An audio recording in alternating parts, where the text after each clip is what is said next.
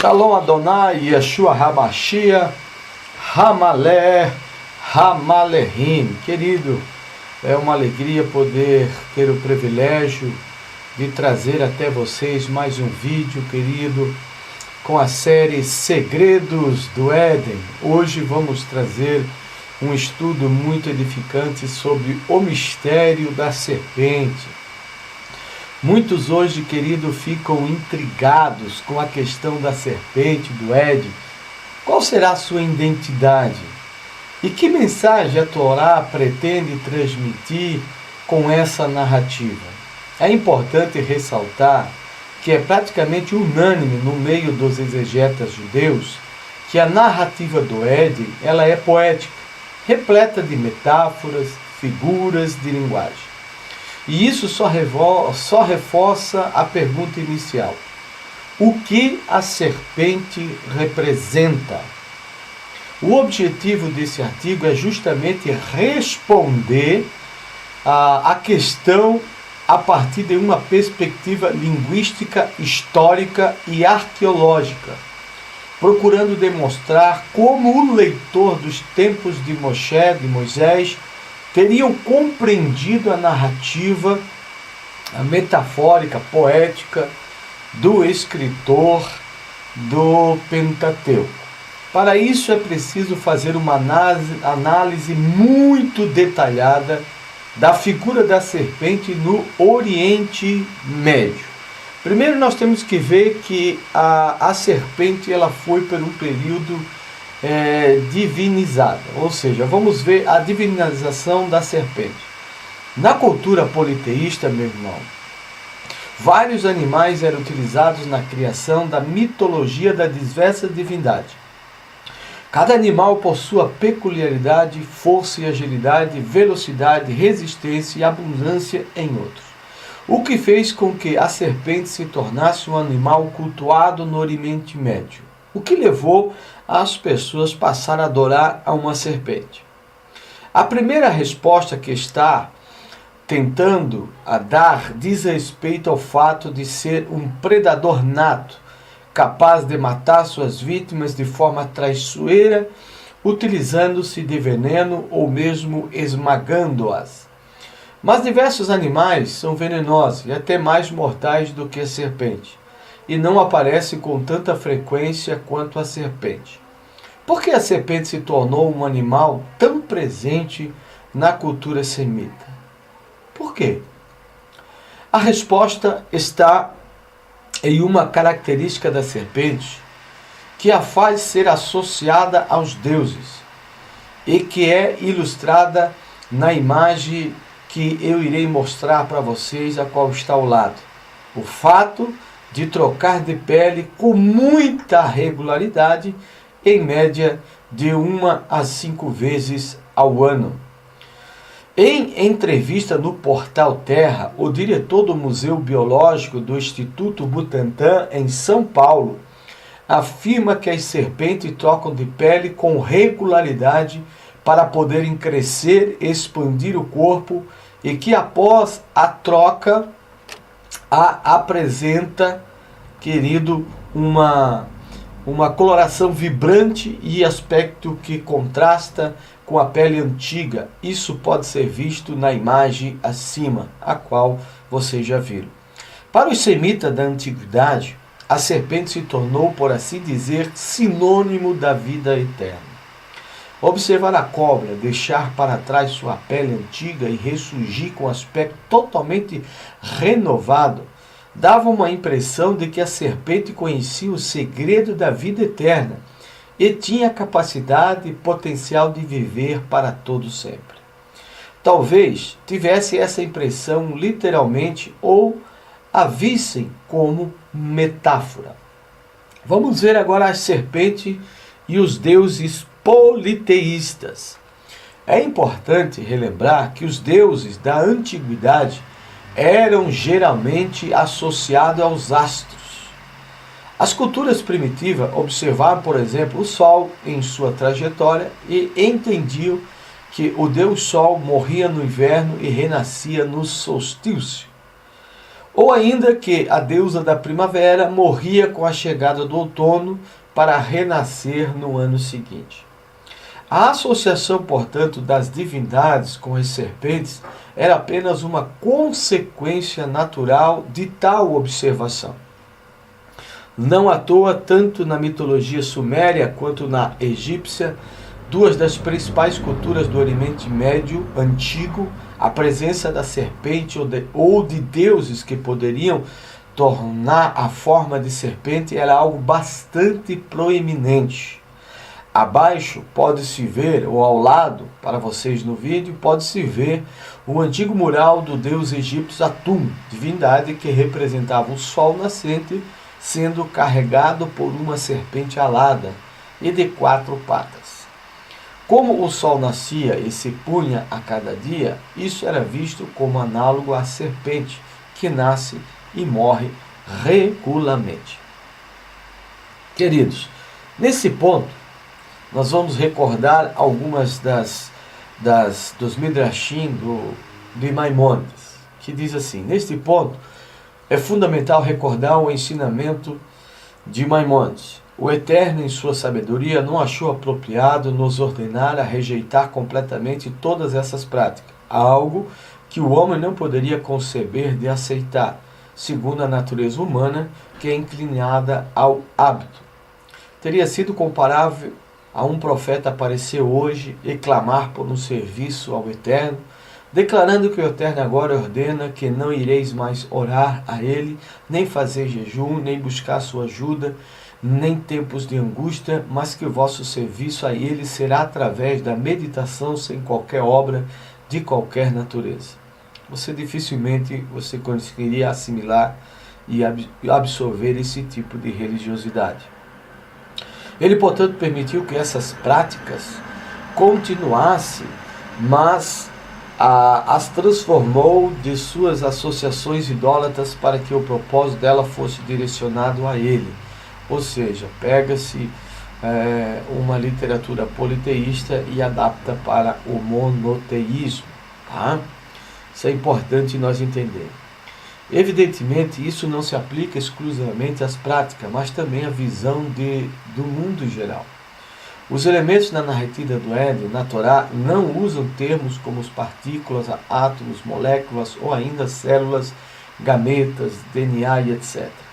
A criação é narrada como uma linguagem que é acessível ao povo da época, como diz o próprio Rambam. Nossos sábios diziam: a Torá fala na língua do homem. Agora vamos ver a serpente em mitologias de criação. É importante que o leitor jamais esqueça que nosso pai, Abraham, era um caldeu e que, portanto, o povo hebreu tinha sua origem no mesmo grupo que posteriormente viria a formar o Império Babilônico. E tomou Terá, Abão, seu filho, e Aló, filho de Harã, filho de seu filho, e a Sarai, sua nora, mulher de seu filho Abraham. E saiu com eles de Ur dos Caldeus para ir à terra de Canaã, e vieram até Harã e habitaram ali.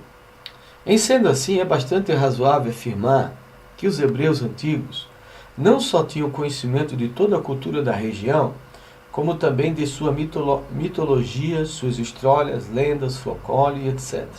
E que isso estava bastante arraigado na mente de todos os patriarcas. Não só isso transmitido de geração em geração, como também havia razoável intercâmbio de informações entre os povos da região, e especialmente considerando o peso e a influência cultural da Babilônia no local. Não só isso transmitido, querido. Em outras palavras, se a Torá fala a língua dos homens, isto é, se o Eterno se comunica de maneira que os homens possam compreender adequadamente, então é absolutamente natural que tenha se utilizado desse elemento que já estavam presentes na cultura do povo de Israel para apresentar suas ideias monoteístas através do escritor de Gênesis. E é exatamente nessa direção que Maimônides entende que a Torá caminha. Utilizou-se de elementos da cultura local e os reinterpretou, corrigindo falhas e dando um viés monoteísta. A serpente e a árvore da vida. O primeiro elemento que aparece na cultura suméria que se deve ser levado em consideração é a relação entre a serpente e a árvore da vida. No épico de Gilgamesh encontramos o seguinte: pão para Nigizida, deus da serpente, senhor da árvore da vida. Épico de Gilgamesh, a morte de Gilgamesh, traduzida a partir da edição de N.K. Sander. Nigizida ou Nin-Gizida era uma divindade babilônia que era considerado o guardião da árvore da vida. Talvez seja para o leitor uma surpresa o fato da mitologia suméria também fazer alusão ao Éden e um jardim, e a árvore da vida como que ser abordada no outro artigo da série. No entanto, esses elementos estavam bem presentes e há exemplo de como são utilizados na Torá, também eram indicativos de um estado de total e absoluta tranquilidade, além, evidentemente, de abordar a questão da vida eterna. No épico de Gilgamesh, no entanto, a serpente aparece não como uma intrusa no jardim, mas sim como a guardiã da árvore. Essa diferença tem uma boa razão para ser e será abordada mais adiante. Nas apresentações arqueológicas, a qual vocês podem olhar ao lado nessa imagem, Nigizida aparece como uma serpente com asas e pernas, conforme pode ser visto na imagem que você está vendo. A imagem é de vaso de libação em sua honra atualmente no Museu do Louvre de origem suméria, datado de 2025 antes da Era Comum. É importante ressaltar que Nigizida não é a única serpente que aparece na mitologia suméria, nem tampouco no próprio épico de Gilgamesh. Porém, outra serpente teria ainda muito importante na cultura suméria e também provocaria outra intervenção na Torá, que será abordada mais adiante. A serpente e a perda da vida eterna. Observe o que diz o relato do épico de Gilgamesh. O nome da planta é idoso, fica jovem. Então eu a comerei e retornarei à condição da minha juventude. Vendo uma fonte e com as suas águas eram frescas, Gilgamesh desceu e se banhava na água. Uma serpente sentiu a fragrância da planta, silenciosamente subiu e levou embora a planta. Enquanto retornava, trocou de sua cobertura. Nesse momento, Gilgamesh se tornou, chorando suas lágrimas, descendo sobre o lado de seu nariz. A tábua de número 11, traduzida a partir da edição de Maureen Gallery Kovacs. Nesse relato do Éden sumério, Gilgamesh perde a planta que daria a vida eterna porque parou para se banhar nas águas de uma fonte. A serpente, sentindo o aroma agradável da planta da vida eterna, a tomou e levou embora consigo. Observe que esse relato mitológico tem dupla função: explicar a mortalidade da humanidade, aqui representada por Gilgamesh, assim como a suposta ou proverbial imortalidade da serpente. Esse registro, querido, estabelece justamente a ligação entre a serpente e a imortalidade que faz com que tantos deuses na mitologia suméria apareçam em forma de serpente, como tido anteriormente. Os aspectos sorrateiros da serpente, certamente baseado nas suas próprias características enquanto predador silencioso e que picava o calcanhar das vítimas mais desavisadas, também está presente nessa história. Silenciosamente, a serpente engana Gilgamesh ao levar embora a planta da vida eterna, enquanto esse último, coitado, se banhava. No entanto, observe que Gilgamesh aparece exclusivamente como uma vítima no registro, sem qualquer responsabilidade na questão. Vamos ver agora Adapa, a serpente e o deus traidor.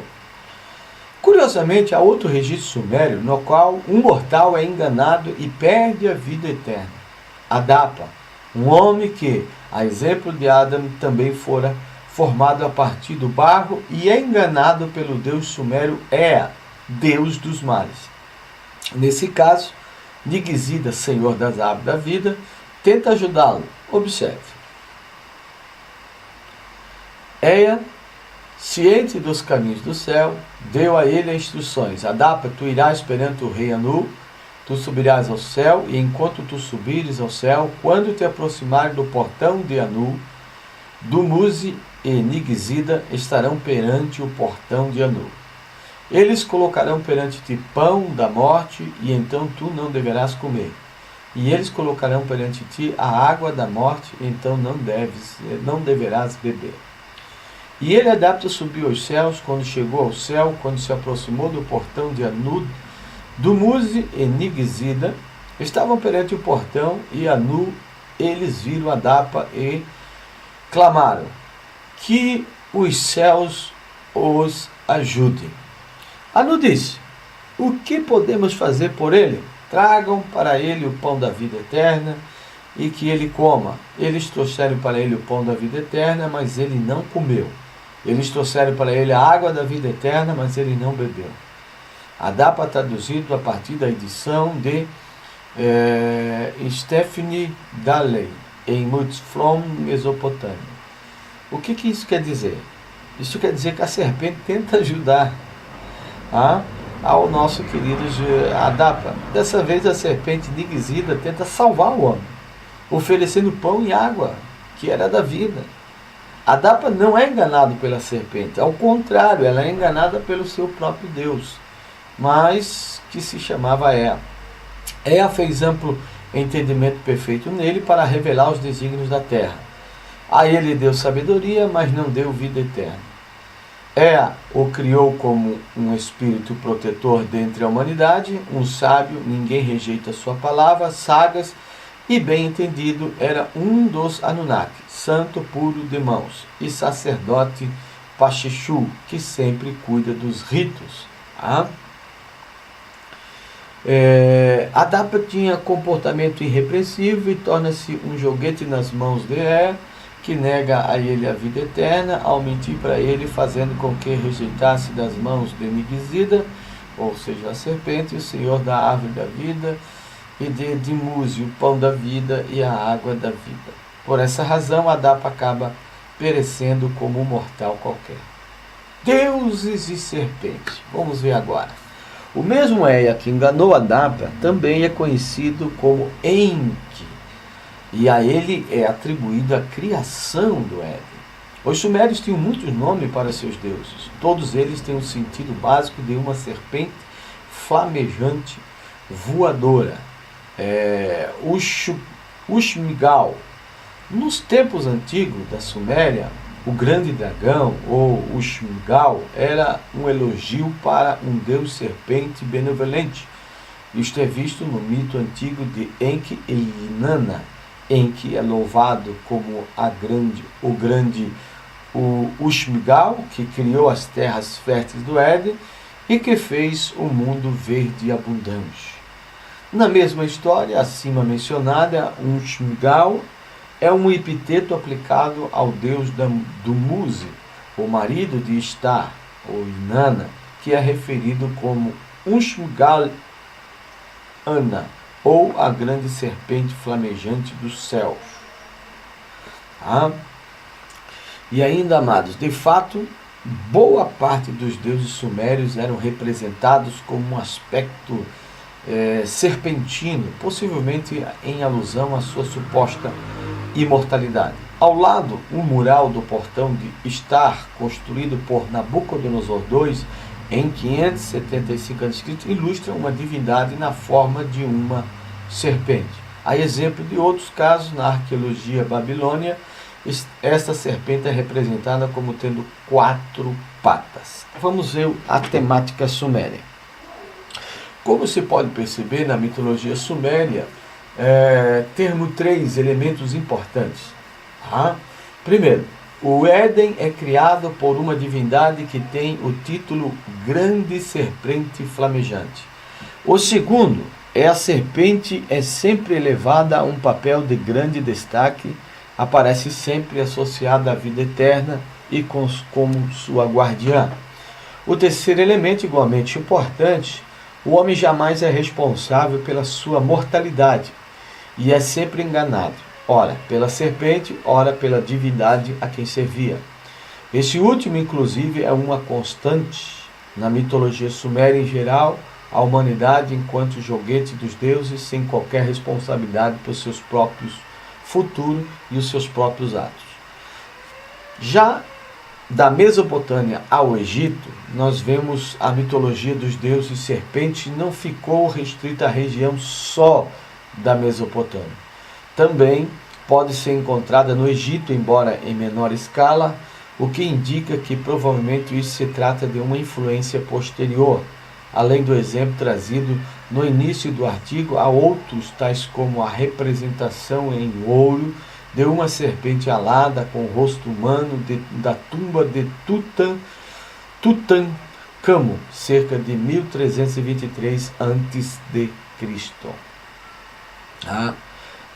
Ou ainda, como o mural dos deuses serpente Meren na câmara mortuária da rainha Nefertari, esposa de faraó Ramsés II, cerca de 1250 a.C., e que pode ser visto na figura que está sendo apresentada. A revolução da Torá. Agora nós vamos ver o que o escritor da Torá, ele diante de todo conhecimento politeísta, ele traz uma escrita, né? um criacionismo monoteísta. É fato, como diz Ramban, que a Torá se utilizou de elementos culturais do povo para poder estabelecer seus ensinamentos. Tá? Não que o Gênesis seja, querido, uma cópia do criacionismo pagão ou politeísta da época. Todavia, a Torá fez inúmeras correções e tais conceitos para ensinar a verdade sem com isso se tornar pesada. Para ilustrar, imagine o seguinte: uma criança diz para a mãe que aprendeu com um coleguinha da escola que os bebês nascem de uma sementinha que é plantada no jardim e que a sementinha dá origem a uma plantinha e o bebê nasce de uma flor. Ao invés de negar totalmente a linguagem da criança, a mãe corrige usando a mesma linguagem e diz: na realidade, o papai planta uma sementinha na barriga da mamãe e a plantinha que nasce na barriga da mamãe é o bebezinho que faz a barriga crescer. Repare que a mamãe evita sair da linguagem da criança para poder permitir um melhor entendimento.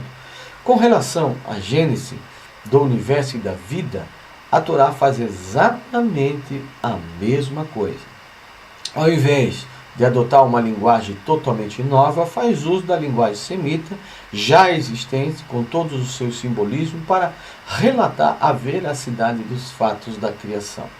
Dentro desse contexto, a Torá faz algumas transformações importantes que serão abordadas a seguir. O texto. E ambos estavam nus, Arumim, o homem e sua mulher, e não se envergonhavam. Ora, a serpente era mais astutos, Arumim, de todos os animais do campo que Adonai Elohim tinha feito. E esta disse à mulher: e assim que Elohim disse, não comereis de toda a ave do jardim? Bereshit, Gênesis 2, 25 e 3 e 1. O rebaixamento da serpente. A primeira coisa a ser observada é que a Torá não subestima a importância da serpente para a cultura local.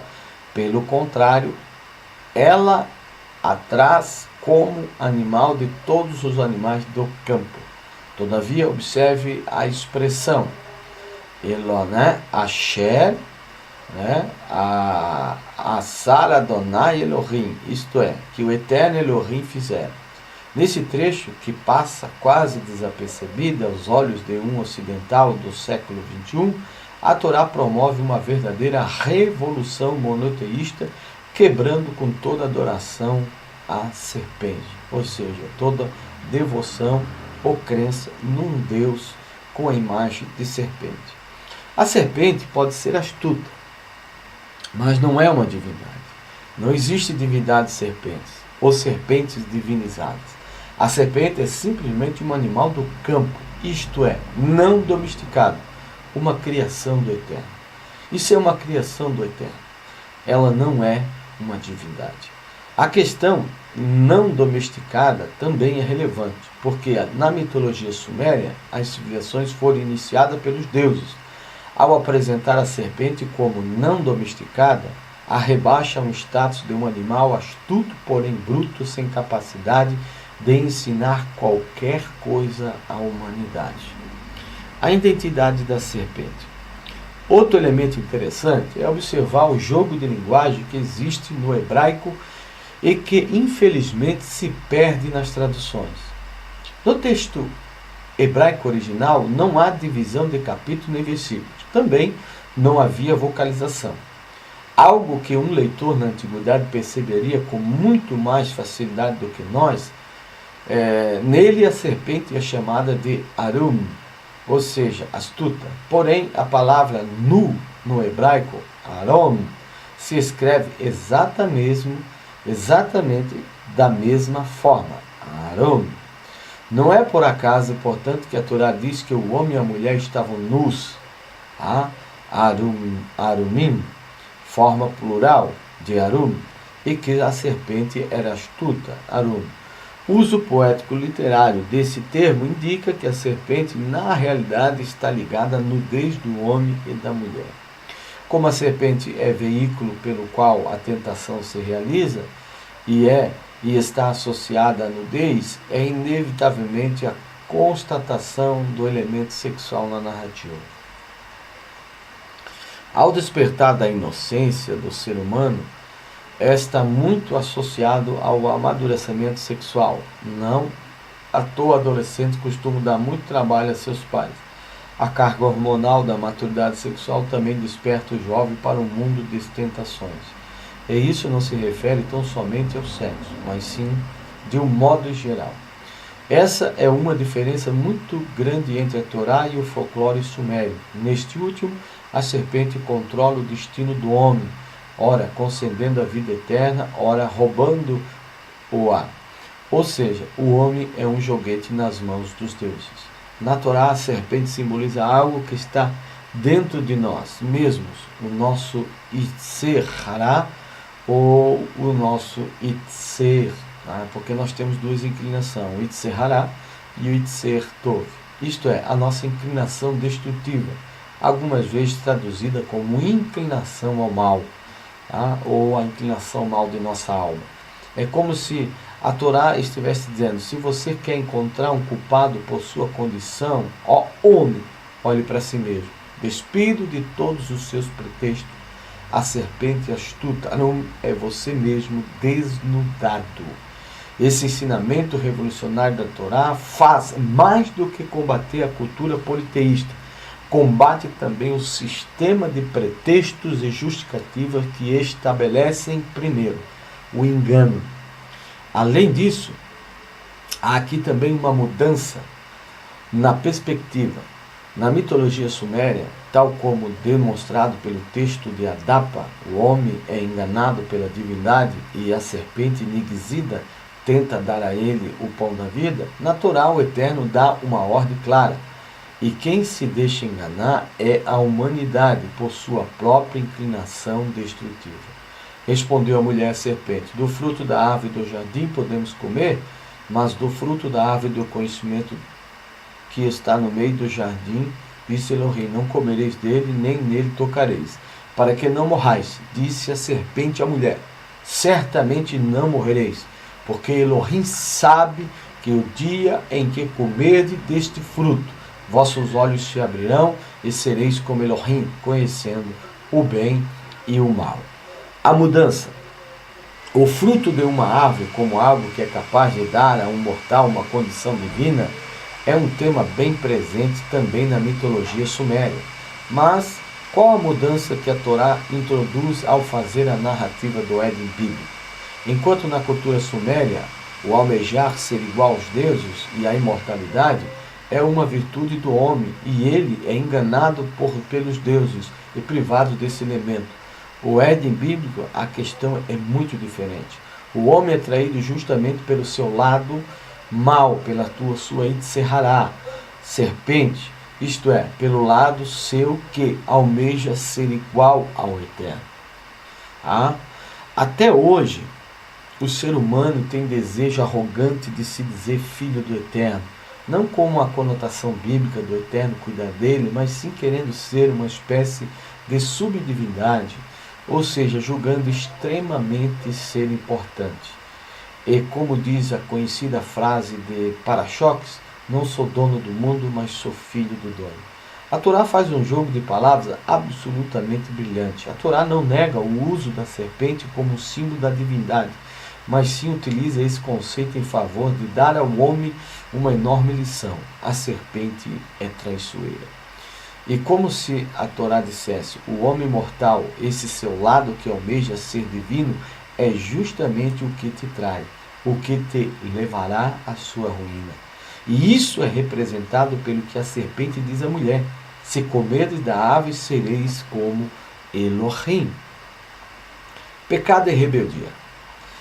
Há uma tendência de se ler essa passagem com referência ao pecado, mas, na realidade, o tema do Éden não é o pecado, e sim a rebeldia. O homem não caiu porque pecou, mas sim porque foi rebelde. O Éden não visa ilustrar que o ser humano anteriormente era perfeito, em absolutamente tudo. Caso fosse, seria ele uma divindade. A temática do Éden é, na raiz da rebeldia, que é o tipo de pecado que nos afasta do Eterno, está na arrogância. Quando o homem se julga divino ou merecedor de alguma coisa que o eleve à condição da divindade, o homem será traído por esse desejo traiçoeiro. A razão pelo qual a mulher e não o homem, que é primeiramente tentada pela serpente, também tem sua razão e origem na mitologia do Antigo Oriente Médio, mas não será objeto desse material, cujo foco é na figura da serpente. Vamos ver Enki e o Eterno. Ainda diferentemente da mitologia suméria, na narrativa bíblica, o Eterno verdadeiramente deseja poupar o homem. Na mitologia suméria, o senhor do homem, Enki, não queria que esse tivesse vida eterna, e o engana para que não coma o pão da vida oferecido pela serpente. Já na narrativa bíblica, é como se o Eterno esclarecesse: nunca desejei mal a ti, ó homem, e nunca te enganei. Se foste enganado, ou foste pelos teus próprios desejos e suas próprias inclinações. O homem passa de condição de alguém enganado por terceiros para alguém que precisa cuidar para não ser enganado por si mesmo. Embora para o leitor seja óbvia a ideia de que o Eterno, em sua perfeição, jamais enganaria o ser humano ou desejaria gratuitamente o seu mal, tais conceitos não eram assim tão óbvios no Oriente Médio Antigo. Por isso que o escritor teve que trazer essa explanação de forma clara dentro dos conceitos e figuras e linguagens figuradas da época, para que eles pudessem entender. Os deuses eram coléricos, ciumentos, traiçoeiros, enganadores, quase que humanos em sua forma de tratar com os outros. Como reis tiranos, poderiam conceder coisas boas, mas também estavam dispostos a dar rasteiras no ser humano. Além de ser uma visão incompatível com o monoteísmo da Torá, e que por isso precisava ser corrigida. Essa visão também isentava o homem de toda a sua responsabilidade perante sua condição. E viu a mulher que aquela árvore era boa para se comer, e agradável aos olhos, e a árvore desejável para dar entendimento. Tomou do seu fruto e comeu, e deu também a seu marido, e a ele comeu com ela. Então foram abertos os olhos, e ambos e conheceram que estavam nus, e cozeram folhas de figueira e fizeram para si aventais. A conscientização. É importante recordar que o foco deste estudo não é a narrativa da queda, mas sim especificamente a figura da serpente. A razão para isso é simplesmente o fato de que essa narrativa possui inúmeros elementos, e um estudo completo sobre todos eles precisaria de uma obra de alguns volumes. Embora não seja citada diretamente, a serpente é aludida na passagem acima pelo fato de descobertar que o ser humano faz de estar nu. Com visto, há uma correlação entre nudez e astúcia da serpente. Abrir os olhos é indicativo de conscientização de que o homem é responsável pelos seus próprios atos, e foi a sua própria carnalidade, simbolizada pela serpente, que levou à ruína de sua rebeldia. Então disse Adão: a mulher que me deste por companheira, ela me deu da árvore e comi. E disse Adonai, Elohim, a mulher: por que fizeste isto? E disse a mulher: a serpente me enganou e eu comi. Crítica à distorção. Aqui ocorre o famoso jogo de encontrar culpados e a tentativa de se livrar da responsabilidade. Essa é uma passagem que visa especificamente combater a distorção apresentada pela mitologia suméria de afirmar que o homem é um joguete nas mãos dos deuses. No épico de Gilgamesh, este último é enganado pela serpente. Na narrativa da Adapta, ele é enganado por sua própria divindade, que também era representada na forma de uma serpente. Todavia, ao invés de acatar a ideia de que a serpente seja a única responsável, o Eterno pune o homem por suas próprias ações. Isso é condizente com a mensagem da Torá de que, na realidade, a serpente nada mais é do que uma projeção do laido traiçoeiro do homem de desejar ser divino, e ele foi enganado pelo seu próprio orgulho, pela sua própria soberba e pelo próprio desejo mau. Também vemos, querido, o combate à idolatria. Poucas passagens da Escritura são tão mal interpretada quanto essa, acima indicada. O fruto de anacronismo e da criatividade teológica de religiões que querem enxergar no acima algum tipo de profecia. Na realidade, o contexto literário que leva em conta a cultura local indica um objetivo completamente diferente, o de humilhar a figura da serpente, desfazendo assim a idolatria local da época. Os comentaristas da antiguidade perceberam esse objetivo. Observe o que diz o Midrash. Quando o sagrado, bendito seja ele, disse a ela: sobre o teu ventre andarás. Os anjos ministradores desceram e arrancaram suas mãos e pés. Bereshit Rabá 25. É importante nesse ponto recordar que a mitologia suméria conduzia à idolatria das serpentes tidas como imortais, que era uma das formas primordiais dos deuses. Serpente com patas, rostos humanos e alados era um simbolismo do poderio, inclusive militar, dos deuses e da representação de suas características divinas, adendo à submissão dos deuses. Para compreender melhor o tema, convém fazer um adendo. Observe como o profeta Yeshayahu, Isaías, trata a questão. Serafins estavam por cima dele. Cada um tinha 6 asas, e com 2 cobriam os rostos, e com 2 cobriam os pés, e com 2 voavam. E clamavam uns aos outros, dizendo: Santo, Santo, Santo é Adonai dos exércitos, toda a terra está cheia da sua glória. Seraf significa abrasador, e é uma referência às serpentes venenosas. E é o mesmo termo que aparece na Torá em Deuteronômio 8,15. A visão de Yeshayahu, Isaías, ao contrário do que pensa, não tem por objetivo descrever uma suposta corte celestial. Lembre-se, o Eterno não tem nem trono, muito menos corpo, para que anjos possam voar acima dele. Isaías 8:1. Tal descrição é uma visão antropomórfica. Lembre-se que o contexto era que o reino de Yehudá estava prestes a ser sitiado e Jerusalém tomada. O objetivo da visão era demonstrar os deuses serpentes babilônios não exaltados na glória de sua conquista, mas sim escondendo seus rostos, curvando-se ao Eterno, que é o verdadeiro Senhor. Ou seja, a visão revela que os deuses babilônios nada eram, e que a conquista estava acontecendo por permissão do Eterno. Isso porque o povo poderia interpretar o cativeiro como um domínio dos deuses babilônios sobre o Eterno. A humilhação da serpente no Éden. Mas qual a relação do acima com o Éden? A resposta está no fato de que O objetivo é semelhante. Observe o que o Eterno faz com os deuses sumérios aos quais o povo estava habituado. Ele os amaldiçoa, corta suas asas e patas e a humilha fazendo comer pó. É importante lembrar que o pó nas escrituras está frequentemente associado à humilhação. Quando alguém deseja se humilhar, cobre-se de pó. O homem nada mais é do que pó e cinza. Em outras palavras, a idolatria está derrotada, destruída. A serpente passa de objeto de culto a um simples animal terrestre, humilde e rastejador do solo.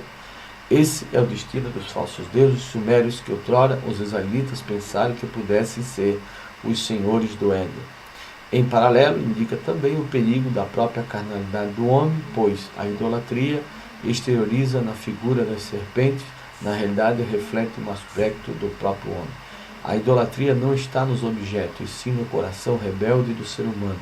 Por essa razão, ele próprio é a serpente que enxerga como divindade. A serpente, nesse sentido, expressa a arrogância do ser humano, que quer deuses tangíveis que ele mesmo possa controlar ou até mesmo culpar. A serpente se alimenta do pó da terra, de onde vem o próprio homem, sobre quem a Torá diz: porquanto és pó, e em pó se tornará. Ou seja, a idolatria se alimenta da própria carne do ser humano. Nasce do seu sentimento rebelde de querer controlar os deuses. Sentimento esse que leva à sua própria ruína. E porém inimizade entre ti e a mulher, e entre a tua descendente e a semente, esta te ferirá a cabeça e tu lhe ferirá o calcanhar. Combate a idolatria. A inimizade entre a descendência da mulher e a da serpente indica que o ser humano não mais veria a serpente com bons olhos. Na mitologia suméria, além de divindade, as serpentes, como Nigizida, também eram vistas como benevolentes ajudadoras da humanidade. O ser humano ferindo a cabeça da serpente denota a destruição da idolatria. A cabeça representa o comando, ou seja, os deuses seriam humilhados e condenados à destruição. De fato, das divindades sumérias, nada resta à exceção de achado arqueológico. Porém, ao ferir o calcanhar, tem conotação de algo traiçoeiro. Observe outro exemplo. Dan será serpente junto ao caminho, uma víbora junto à vereda, que morde os calcanhares do cavalo e faz cair os seus cavaleiros por detrás. Bereshit 49 e 17. Dan seria aquele que atacaria seus inimigos de surpresa, quando menos esperasse. Na narrativa do Éden, a ideia não é diferente. O ataque ao calcanhar representa algo traiçoeiro, ocorrido quanto menos se espera. Assim é o que o Yetzer Hará, a inclinação destrutiva que está dentro do homem, se o homem se descuidar, pode inadvertidamente dar vazão a ele. O ferir ao calcanhar, portanto, indica que a rebeldia do ser humano não estava superada. Haveria de se cuidar para que não fosse ferido. Em outras palavras, embora a mensagem da Torá demonstre a derrota do politeísmo frente ao único absoluto Elohim de Israel, há também aqui uma advertência. A idolatria permanece como algo ameaçador à espreita, pois sua origem está justamente na arrogância humana e o seu desejo de se livrar de suas responsabilidades, ao mesmo tempo em que busca controlar a relação com aquilo que é divino. Vamos concluir? Vamos fazer a conclusão. Abaixo, um resumo entre as diferenças da narrativa do Éden babilônio e do Éden da Torá, no que concerne ao papel da serpente para ilustrar o que o Eterno desejava ensinar a Israel. Serpente suméria. Sua forma indicava imortalidade. Serpente bíblica. Apenas uma criatura. Serpente suméria. Deuses, serpentes criaram e mantinham o Éden. Um personagem coadjuvante na narrativa do Éden. Isso na serpente bíblica. Serpente suméria. Em uma ocasião, uma serpente rouba do homem a vida eterna sem que esse tenha responsabilidade. Serpente bíblica. Embora a serpente participe, os próprios atos do homem conduzem à perda da vida eterna. Serpente suméria. Noutra ocasião, um deus serpente engana o homem, enquanto outros deus serpente tenta ajudá-lo a obter a imortalidade. Serpente bíblica. A serpente tem papel exclusivamente traiçoeiro. Serpente suméria. Possui asas e pernas, simbolizando o poderio dos deuses. Serpente bíblica. É humilhada, a condenação a rastejar, dá a entender que suas asas e pernas foram cortadas. Representa, no sumério, deuses literais que ordenam culto. Na serpente bíblica, ela não é reentrepada para significar o Etserhará, inclinação destrutiva, indicando que a idolatria está no coração do homem. A serpente suméria. As serpentes são figuras a serem cultuadas, senhores da humanidade. Na cultura da Bíblia, no Éden da Bíblia, é maldita inimiga da humanidade. Na Suméria, sua exaltação glorifica o politeísmo. No bíblico, sua derrota indica a superioridade do monoteísmo e da superioridade de Elohim. Seu aspecto no sumério é traiçoeiro e indica que o homem é um mero joguete do destino nas mãos dos deuses. No bíblico, seus aspectos traiçoeiros indicam que o homem deve cuidar para não ser traído por seus desejos. Aqui se pode observar com um pouco mais de clareza a totalidade da mensagem que a Torá deseja transmitir. A transmissão é feita sem romper com os elementos da mitologia suméria já habituais ao povo de Israel e que também permeou outras culturas no Antigo Oriente Médio, como a própria cultura egípcia. Ao manter a linguagem, mas mudar completamente a história, ressignificando seus princípios e elementos, a Torá combate o pensamento politeísta, além de responsabilizar o homem por suas ações. É curioso que, devido à perda de contato com os elementos não apenas da cultura israelita, como o contexto sumério contra o qual ela se coloca, muitos enxerguem na narrativa da serpente um conflito cósmico espiritual entre as forças do bem e do mal, nada mais distante do objetivo da Torá. O objetivo mais justamente do que fazer o homem olhar para dentro de si em busca de suas responsabilidades, ao passo que destrói o politeísmo que criou por suas próprias projeções a incapacidade de lidar com o conteúdo interno. E sendo assim, a narrativa da serpente pode ser vista como uma verdadeira carta de libertação, através da qual o israelita deveria se livrar de suas superstições e focar no único Criador, bem como em se tornar uma pessoa melhor ao estar mais atento às suas próprias paixões. Shalom Adonai, Yeshua HaMashiach, Ramaleh,